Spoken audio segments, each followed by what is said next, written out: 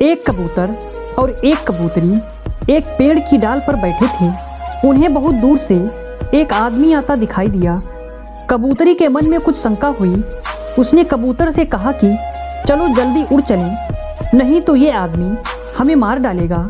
कबूतर ने लंबी सांस लेते हुए इत्मीनान के साथ कबूतरी से कहा, भला उसे गौर से देखो तो सही, उसकी अदा देखो, लिबास देखो, चेहरे से शराफत टपक रही है।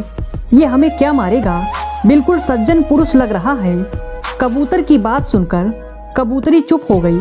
जब वह आदमी उनके करीब आया तो अचानक उसने अपने वस्त्र के अंदर से तीर कमान निकाला और झट से कबूतर को मार दिया और बेचारे उस कबूतर के वहीं प्राण पखेरु उड़ गए। असहाय कबूतरी ने किसी तरह भागकर अपनी जान बचाई और बिलखने लगी। उसके दुख का कोई ठिकाना न रहा और पल भर में ही उसका सारा संसार उजड़ गया।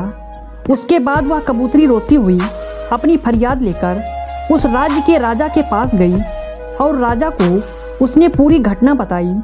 राजा बहुत दयालु इंसान था। राजा ने तुरंत अपने सैनिकों को उस शिकारी को पकड़कर लाने का आदेश दिया। तुरंत शिकारी को पकड़कर दरबार में लाया गया। शिकारी ने डर के कारण अपना जुर्म कबूल कर लिया।